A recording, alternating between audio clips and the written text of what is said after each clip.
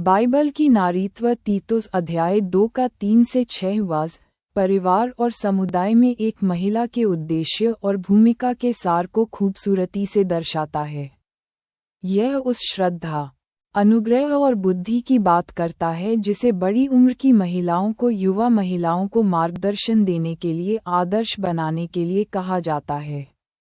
बड़ी उम्र की महिलाओं को भी व्यवहार में श्रद्धावान होना चाहिए, न कि निंदा करने वाली या बहुत शराब की गुलाम।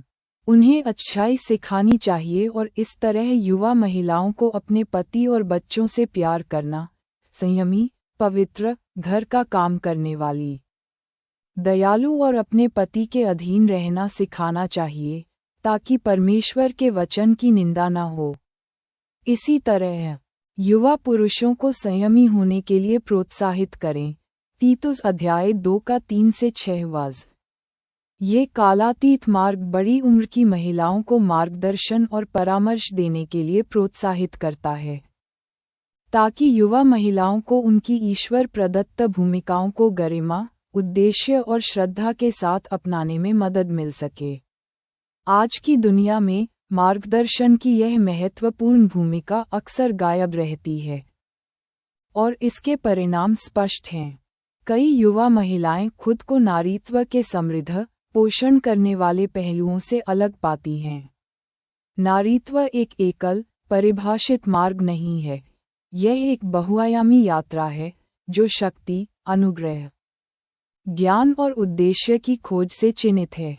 यह निरंतर विकास, सीखने और परिवर्तन की यात्रा है। नारीत्व दयालुता, विनम्रता और अखंडता की मांग करता है, ऐसे गुण जो एक मजबूत चरित्र का निर्माण करते हैं और परिवार और समाज में स्थिरता लाते हैं। इन गुणों के माध्यम से ही महिलाओं को सच्ची सुंदरता मिलती है, जो भीतर से निकलती है और उनके जीवन के दिव्य उद्देश्य को दर्शाती है। ज्ञान की इस खोज में हर दिन परमेश्वर के साथ शांत क्षणों के लिए समय निकालें। जब आप ऐसा करते हैं तो आप अपने घर को विश्वास, प्रेम और ज्ञान की नींव पर बनाते हैं, जैसा कि नीतिवचन अध्याय 24 का 3 से 4 वज हमें याद दिलाता है। बुद्धि से घर बनता है और समझ से वह स्थिर होता है। ज्ञान से कमरे सभी कीमती और मनभावन धन से भर जाते हैं। परमेश्वर का वचन एक ऐसा घर बनाने के लिए आवश्यक बुद्धि, अंतर्दृष्टि और ज्ञान प्रदान करता है जो उसका सम्मान करता है।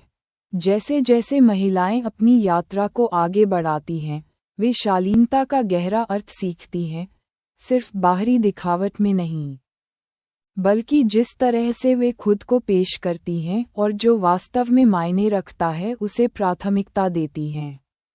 दिखावट पर अत्यधिक खर्च करने या शरीर को बहुत ज्यादा दिखाने की इच्छा फीकी पड़ जाती है, क्योंकि वे समझती हैं कि उनकी असली सुंदरता बाहरी सजावट में नहीं बल्कि मसीह समानता की खोज में है। सुलेमान का गीत इस सत्य की खूबसूरती से पुष्टि करता है। हे मेरी प्रिय, तू सर्वथा सुंदर है, तुझमें कोई दोष नहीं है। सुलेमान का गीत अध्याय 4 का 7वां वाज। एक महिला को यह एहसास होता है कि उसका शरीर प्रशंसा या वासना की वस्तु नहीं है, बल्कि एक ऐसा बर्तन है जिसके जरिए वह मसीह का प्रतिनिधित्व करती है। विश्वास, प्रार्थना और आध्यात्मिक अनुशासन के साथ जिया गया नारीत्व ईश्वर के उद्देश्य का प्रतिबिंब है। विवाहित महिलाओं को विशेष रूप से ईश्वरीय माताओं और पत्नियों के रूप में अपनी भूमिकाएं अपनाने के लिए कहा जाता है, जो प्रेम, ज्ञान और पोषण के माध्यम से अपने परिवारों के भविष्य को आकार देती हैं। शादी और मातृत्व की तैयारी कर रही युवा महिलाओं के लिए मां बनने की मानसिकता को इस भूमिका में आने से पहले ही विकसित कर लेना चाहिए, क्योंकि मातृत्व की शुरुआत दिल में होती है, इससे बहुत पहले कि इसे व्यवहार में महसूस किया जाए। नारीत्व के इस दृष्टिकोण को अपना मार्गदर्शक बनने दें।